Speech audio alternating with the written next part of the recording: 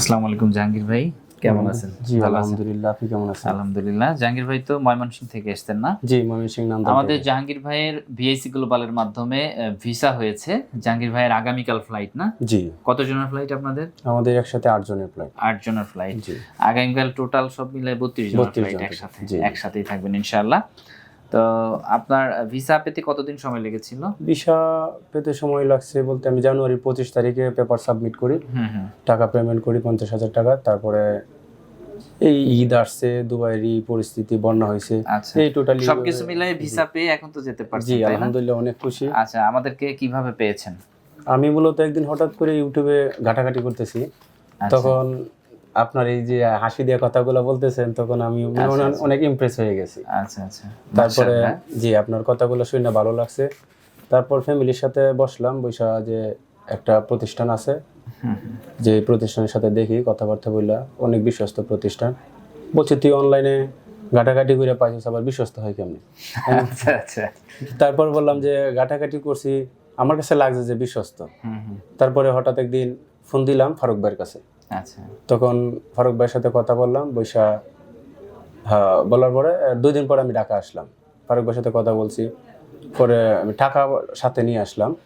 তারপর ফারুক ভাই বলতেছে যে আপনার যেতে হলে আগে মেডিকেল করতে হবে।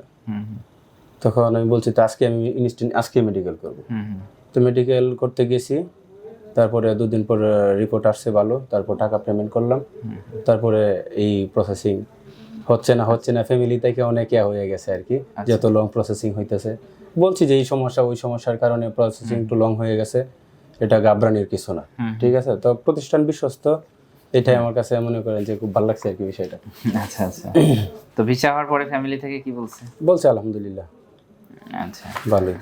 আচ্ছা, তাহলে এখন আমরা যে আপনার সাথে যে কথাগুলো বলেছিলাম, জি সেটার এই যে 300 টাকার স্ট্যাম্পে একটা এগ্রিমেন্ট, জি জি এটা তো পড়েছেন, জি দেখেছেন? পড়েছি, জি পড়েছি। আচ্ছা। যেভাবে কথা বলেছিলাম ঠিক আছে তো? জি সেম। আচ্ছা, সেম, ঠিক আছে। ওকে। এখন হচ্ছে আপনাদের কালকে ফ্লাইট, তো শুনলাম তো কিভাবে আমাদেরকে পেয়েছেন।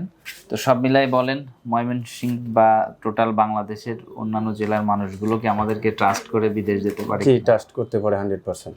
আচ্ছা, এই যে ডকুমেন্টগুলো আপনার কাছে তবে রাখা। একটা জিনিস, হ্যাঁ। যে এই প্রতিষ্ঠানে যারা আসবে বা অনলাইনে দেখে যারা এই প্রতিষ্ঠানে পেপার সাবমিট করে, আমি ভাবি সবাই সাহসিক লোক। আচ্ছা। কারণ মানসিকভাবে যদি শক্তি না থাকে বা সাহস না থাকে, এই প্রতিষ্ঠানে কেউ মানে পেপার জমা দিবে না। অনলাইনে দেখে পেপার জমা দেওয়া আসলে এটা সাহসের ব্যাপার।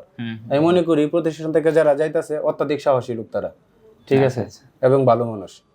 ইনশাআল্লাহ, হ্যাঁ অবশ্যই আমি বলবো তাদেরকে ভালো মানুষ দেখে বিশ্বাস করেই আসছে। জি, তো চাইবো যে আপনারা সবাই যে সফল হন ইনশাআল্লাহ। ঠিক আছে ভাই, ভালো থাকবেন। জি ভালো থাকবেন। আসসালামু আলাইকুম।